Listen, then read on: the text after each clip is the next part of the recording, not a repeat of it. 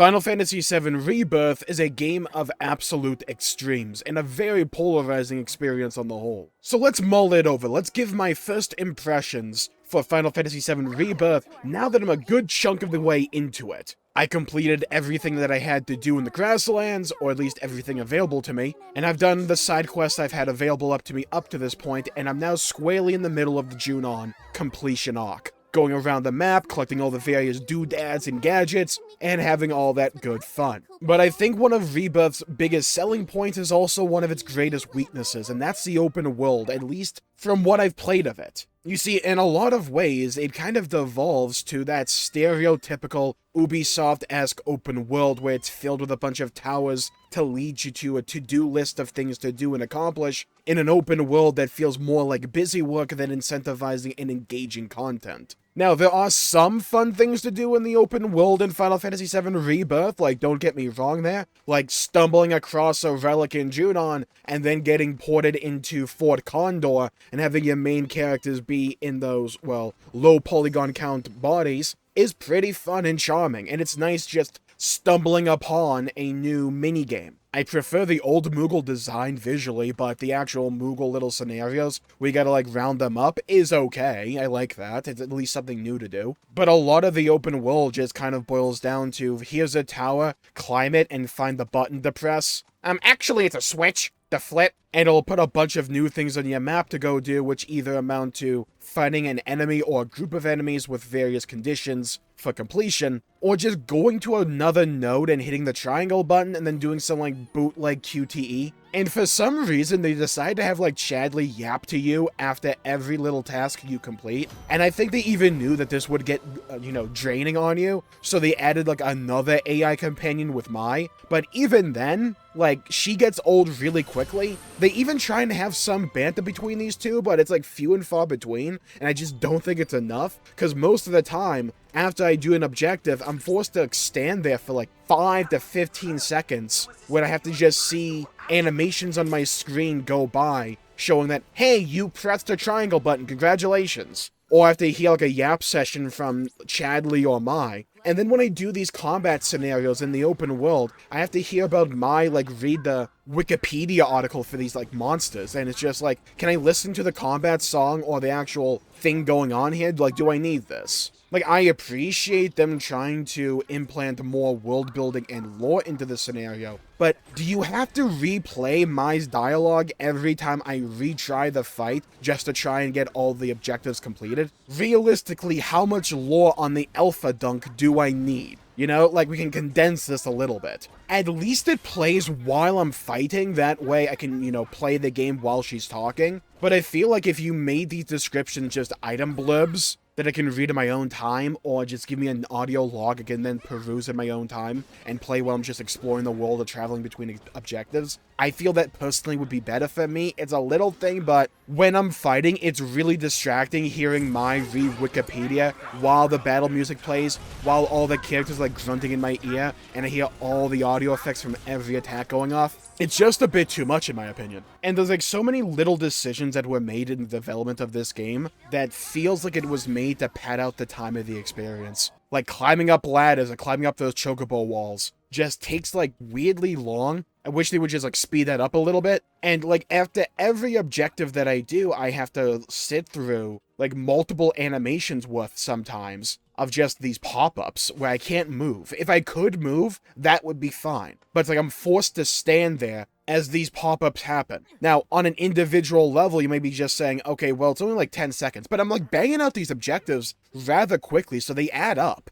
And they're so frequent that it's just kind of annoying, and I don't think they have to exist like this. You simply let me move while they're going off, and it's fine. But a lot of the times I can't, or Chadley wants to, like, call me on his cell phone and have a FaceTime conversation. I think the reason Chadley worked as a character in Remake is because he was utilized very sparingly. He only popped up every now and then, and he didn't exactly seem forced, whereas here, him and Mai are kind of shoved in your face in every opportunity in the open world. I think some people will say that the crafting system is tacked on, and like, yeah, sure, technically, but I genuinely don't mind it, especially for a game where it's kind of designed for me to be out in the open world more so than going back to base or back to an encampment to buy stuff. I don't mind just being able to acquire resources and then craft them on the go. But also, God, do I wish I had a jump button. Like, you don't need it, technically. Like, you don't need it, right? It's just every now and then when I'm spamming the circle button, hoping that I'm close enough to a wall so that a cloud would, like, jump up it, I'm just like, man, I wish I could just do this manually. Same thing in combat. When I have to fight anything that's in the air, I feel stupid if I don't have Beard in my party. Again, you don't need him. I just feel stupid for not having him, because he can always attack something in the air, whereas I have to hope and pray Cloud will actually use, like, his blade laser thing. And if I just had a regular jump button, I could just jump up to the enemy and fight him like that. I would prefer that system, give me the agency and the control over that, instead of having to rely on when the game deems it's okay for me to jump.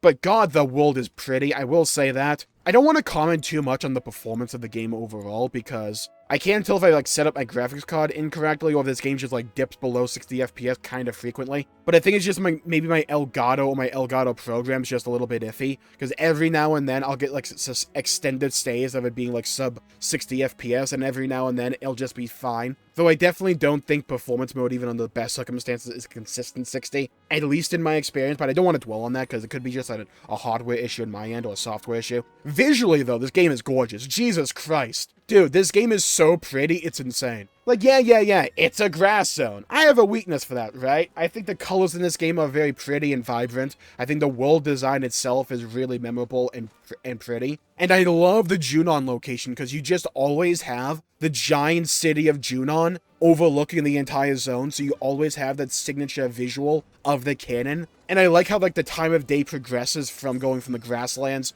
to Junon, where it's now, like, evening, and you have that, like, sunset orangey hue throughout the entire zone. It's so pretty, dude. I love it. I think that's really well handled in terms of the actual art direction that the game has. Now, when it comes to the story, because now we've kind of, like, moved away from most of my critiques of the game, there's still kind of one big one. Let's actually address that one before we go and, like, nosedive into the positives, because there's a lot of good here as well. The dungeons. Okay, so I've done that one Mithril Mine section, and you remember the trek to Sector 5's, like, reactor from the remake game? And how every now and then it would feel as if a section was designed simply to pad out time? Like, the actual dungeon and, like, the exploratory mechanics for completing the dungeon weren't the most engaging, that it just kind of felt like it was there to pad out time. Like that one, like, long as hell catwalk situation going to Sector 5 in Final Fantasy VII Remake. Yeah, Mithril Mine kind of feels like that. There's this one section with the Tooks that is really cool, don't get me wrong, but I feel these dungeons would work way better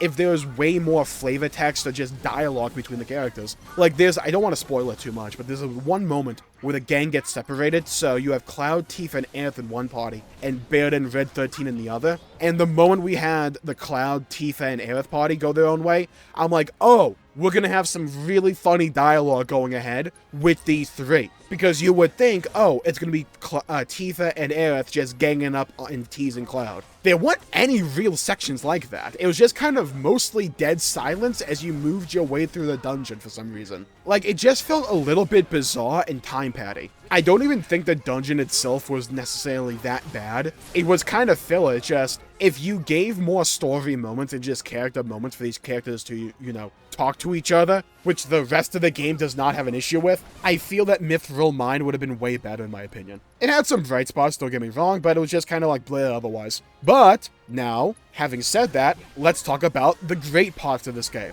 Because the story. Remember how I said I wanted more character moments out of that Mithril Mine section? Yeah, well, the rest of the game got you covered. Dude, the dialogue in this game is like S tier. It's so well written, it's funny. Because every character has a place, they augment the party and the interactions and the dynamics of the party in interesting and engaging ways. And it feels like an extension and building off of what they worked so hard to achieve with Remake. And it works so well. Barrett is perfect for having a great laugh or having a discussion about Shinra. And it just seems, at least most of the time, these characters are good at having multiple things that they can deal with or add and contribute to the actual narrative. Like, Barrett is great for comedic relief, but he's also great for having discussions about the machinations of Shinra and how evil they are, while also trying to protect the planet and all that. Tifa's great at the whole mystery surrounding Cloud's mental state and memories, with the whole flashback situation, but she's also great just as a people person, and kind of grounding a lot of these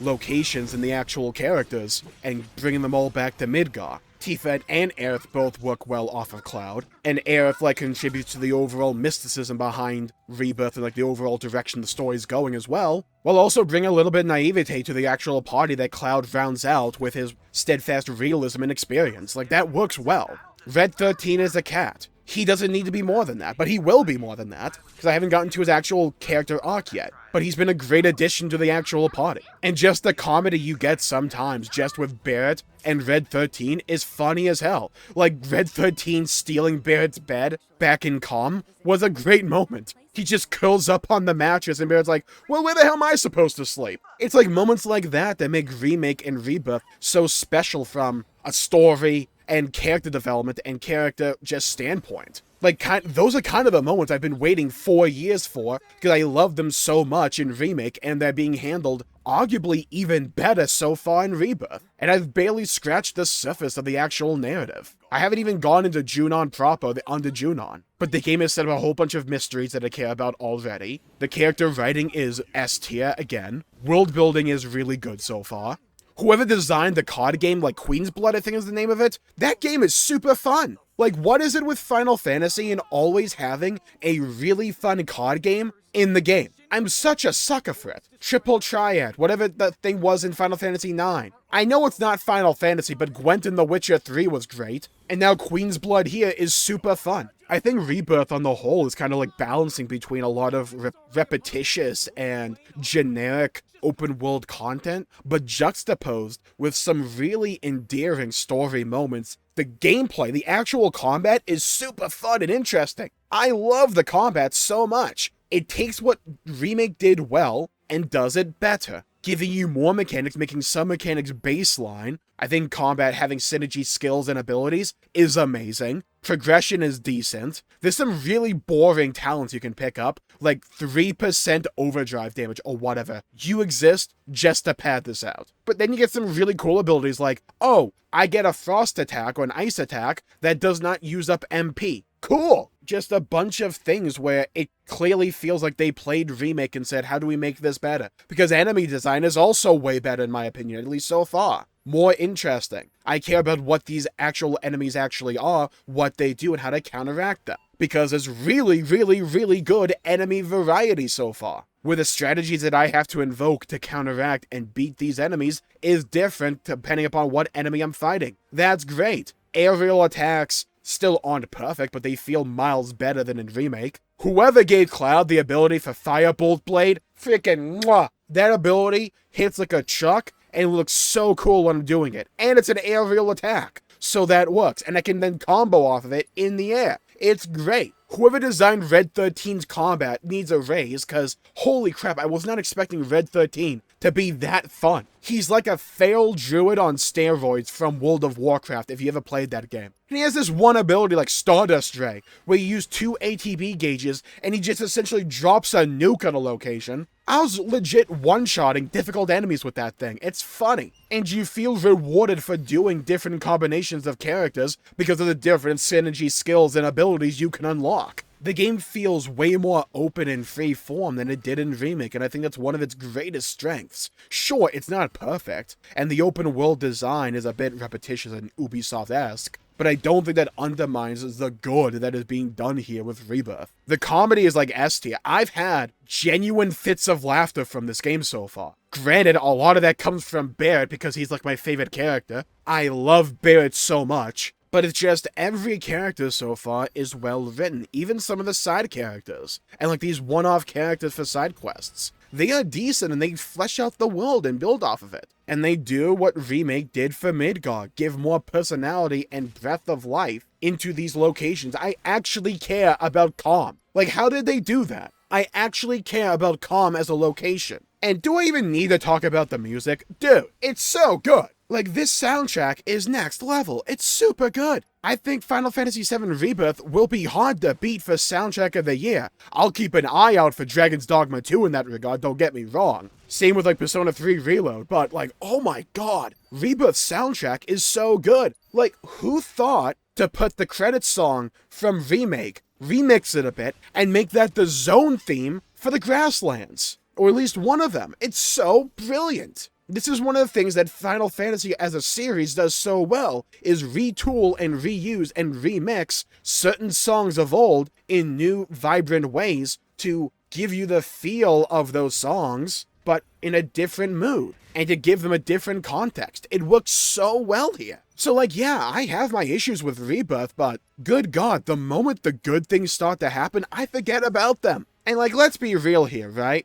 I'm doing the open world stuff because I like doing open world stuff. I like, at least right now, seeing that completionist stuff, right? Also, I want to review the game, so I want to do all of it in case I'm missing something. But like most people out there, if you just don't like the actual open world exploration, you can just skip most of it if you want. It's not like it's mandatory, and I wouldn't say that's an excuse for bad design, but it doesn't make it as bad if it was mandatory. It's like a spectrum of like design, you know? Like, it's not as far along to the extreme. It's one of those experiences that I think will be deeply flawed in my retrospective of the game going forward into the future and like how I look back on the game. But like, so far, the positives have been higher and brighter than the negatives. And I've been really enjoying the game. Like, that combat loop is super fun and addicting. The issue that I had with Remake's combat was mainly the enemy design and how a lot of them felt super bullet spongy and all that. But with like the new methodologies and the little tweaks here and there to the actual gameplay loop so far, I don't have that issue. I think that dodge window timing every now and then is a bit BS, but it could just be a skill issue that I have to get over and overcome and get better at. There's a lot of busy work and repetitious generic design every now and then in the open world. Like in those little combat scenarios where you have to do 3 objectives. Sometimes the way to pressure an enemy is really arbitrary. But I also like how different each enemy kind of feels and how you can exploit these various weaknesses and how they're unique to each enemy. I think that is a strength, and I'm looking forward to playing more Final Fantasy VII Rebirth as I continue to play through it. I can't imagine my opinion on the open world will change all that much, but who knows? I really want to play all those different minigames that I know will come later down the line. Fort Condor has been super fun so far, and I'm kind of glad they brought that back from Intergrade. And I love the hero idea of being able to summon Baird and Tifa Cloud. Great idea. So yeah, overall, like a thumb and a half up for me. Like, it has its weaknesses, don't get me wrong, and things that it could be better, but it does a lot right, and I think a lot of lessons were learned from Remake. I think there'll be a lot of lessons to learn from Rebirth, but a lot of lessons were clearly learned going from Remake to Rebirth. And I've been enjoying the game so far. And with that, I'll call the video there for the day. Thank you all for tuning in. My pleasure for making the video. If you enjoyed it, please leave a like and subscribe. It really helps the channel out and helps support future content, and I greatly appreciate it. Stay safe, have a great day, go play some video games if you can, and as always, I'll see you all next time. Bye-bye, everybody, until we meet again.